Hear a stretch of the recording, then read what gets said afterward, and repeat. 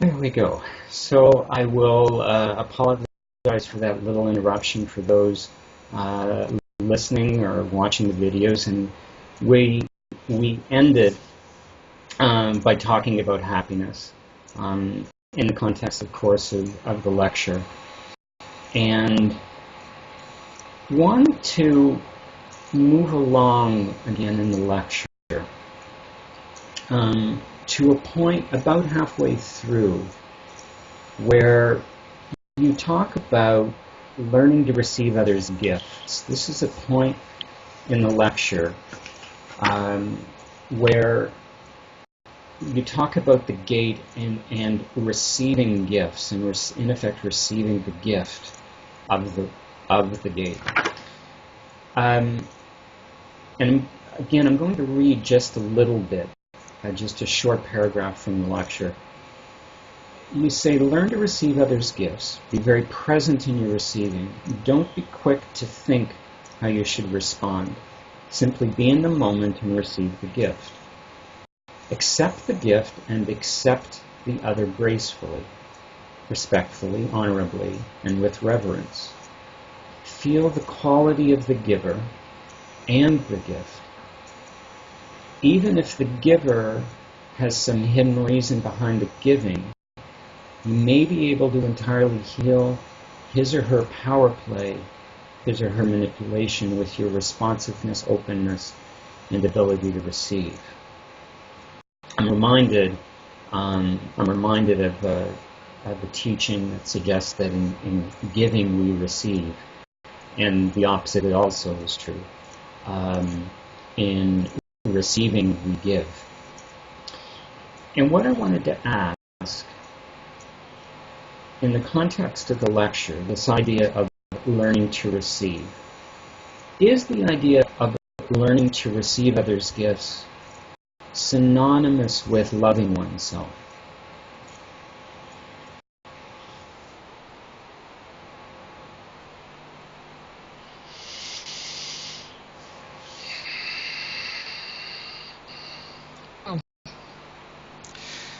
It's synonymous with recognizing the abundance of the universe.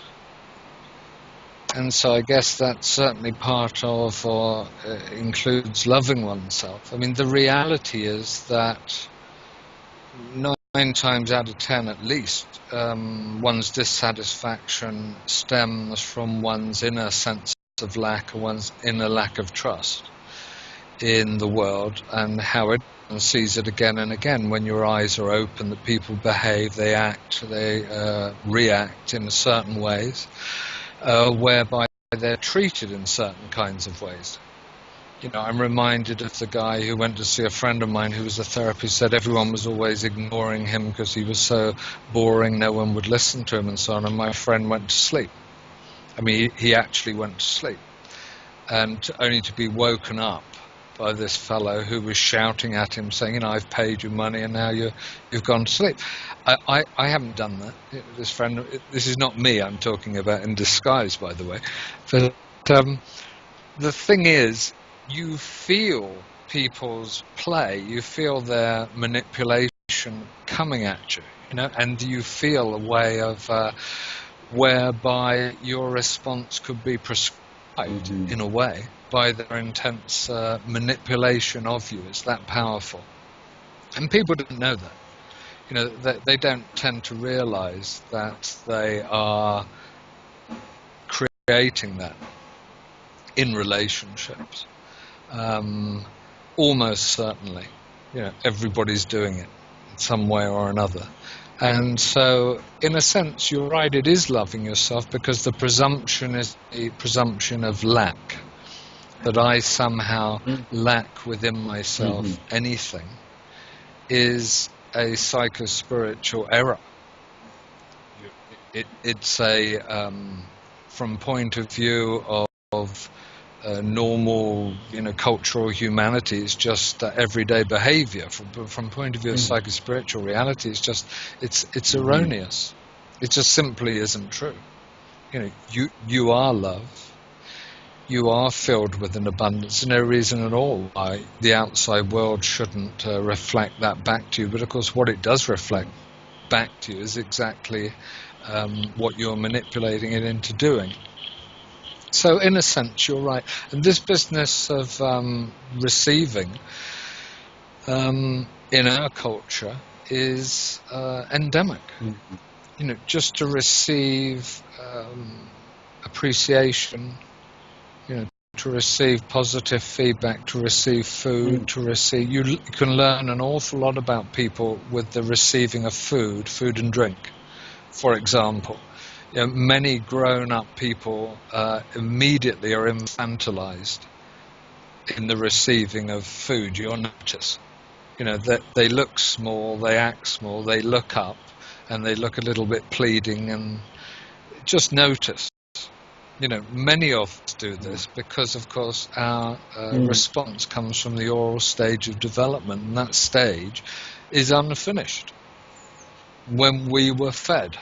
And so if you want to see, you know, grown up at the breast, just watch people receiving a plate of food at the table, and you will learn everything you need to know, really, about that person.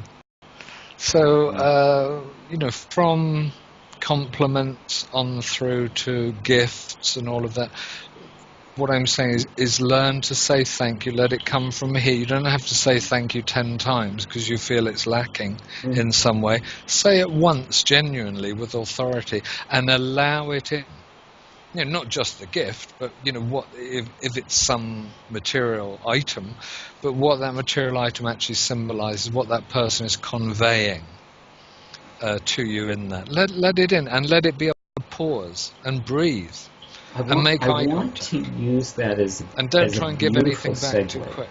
You know, have that into moment. this section you get into in the lecture around just this, appreciation and response. And again, I'm going to quote a paragraph from the lecture before I ask the question. You say, "The gift of life is freely given to you to do what you want to do with it. Now what will you do? You can moan and suffer and complain. You can enter into negative states. You can read some New Age literature and appear happy and loving while hiding your deep discontent so that others believe you to be something you are not. You can chase partners or power, money, or good times, possess a family or a big house, an opulent existence, or a hand-to-mouth life of struggle.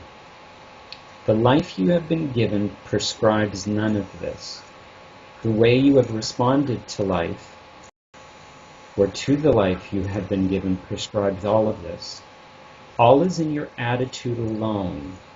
Begin by appreciating the gate, the life you have been given, and the opportunity it presents you with, and ask profoundly, now what would I like to do with this?" And again, it reminded me of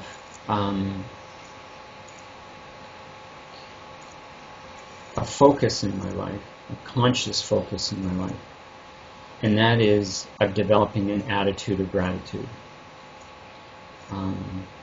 Being grateful for what I have in my life as opposed to ungrateful for what I don't have. And I wanted to ask, what ways do you welcome a gratitude practice into your life?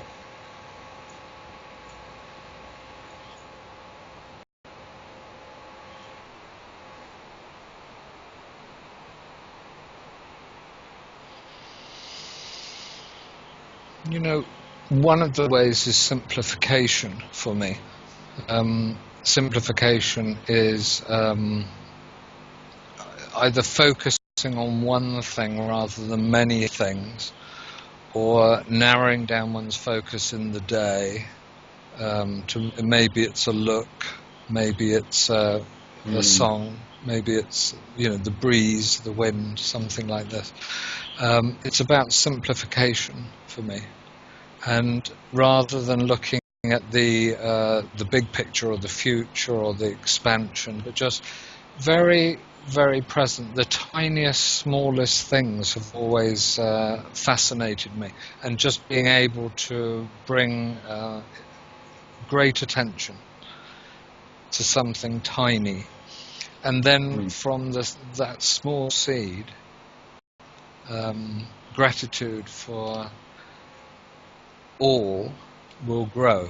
But it strikes me that without the appreciation of the tiniest thing, there's no foundation, there's no plank, there's no solidity for the expansive practice of gratitude. And gratitude, I'm sure you know this, but it has characterized those so-called awakening events. I mean, if there's one thing, whenever I hear people talking about some epiphany, some spiritual insight, it seems to me gratitude better be in there for it to be authentic. It's always been like that in my life. And the gratitude it's a tsunami, isn't it? It's just, you are overwhelmed, and you return to that wonderful sentiment of Vivekananda, I think, who said, how fortunate am I to have been born a human being. A reminder that all of life is precious, no matter what it offers us.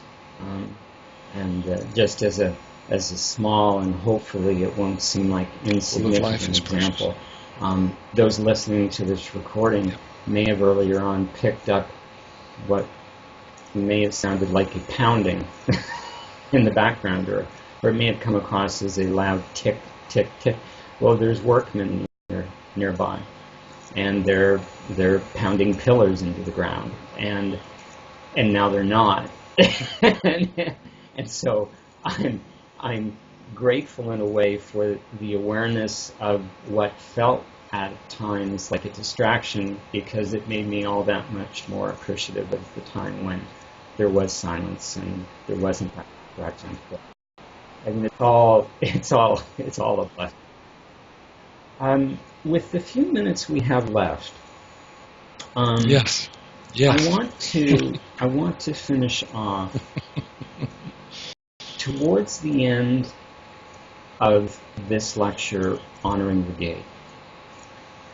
You share that the gate appears, or you spoke about your own personal experience, and finished it off by saying that the gate appeared when I was least expecting it.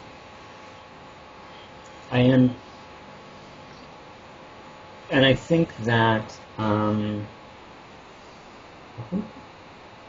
my sense is that for most people that's the way it happens, because life happens.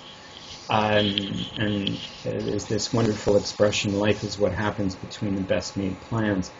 But my question is, does or can anyone expect the gate?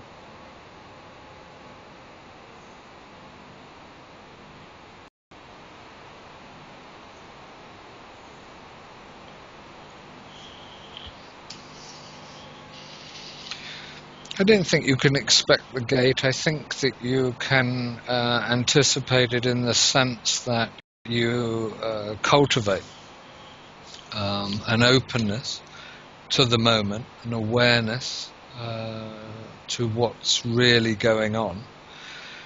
But as I endlessly say in an analogy of here where we live and we plant trees, and my wife plants all kinds of shrubs and bushes and seeds and bulbs and all of this, and sometimes you just don't know. Sometimes it doesn't happen, and sometimes it happens. So you water and you protect and you do all these things that are necessary, and of course you hope and you anticipate, but you can never be absolutely sure. So in spiritual practice, or really psychospiritual practice, in preparation, one should always consider that every moment that possibility is there. Every moment, the potential is there. Every moment, in a sense, is that one moment. And it's not that it's going to happen. It's happened. in that sense, you are already liberated. We have to, in some sense, get out of this lateral thinking, this developmental moment to moment to moment to moment thinking. The reason it's not anticipated, in fact, the reason it's not expected, in fact, is because it's in a different dimension. It's in a different realm, really. I mean, you can see the door, you can see the gate, but when you're through, you're now in. This is a whole different thing that's going on. It's unconscious for the simple reason that you're awake in this other place. I mean, that's as you can't say it. Can you any different way? You're already awake in that other place, and you have dreams sometimes in this place, as it were, in this temporal place, of an unusual person, or a person who somehow defies the usual parameters of temporal existence, or somebody who's upsetting, or in some ways incites feelings and turns your, is a cause for unrest. This is just in a dream. It can happen, of course, not in a dream. That could be the spiritual teacher, him or herself, manifested. But these beings and events even happen in dreams, and they point you towards the upsetting of your complacency in this temporal realm, as if you belong here. You're passing through. Beautiful. Not only are you passing through, someone more real and authentic on the other side of this gate, and only by entering. It makes us appreciative that we can look forward to the next one. And again, in 2 weeks, we'll look at part 2 of Honoring the Gate, Blessing, Gratitude, and the Golden Opportunity, and I look forward to it. Thank you, Richard.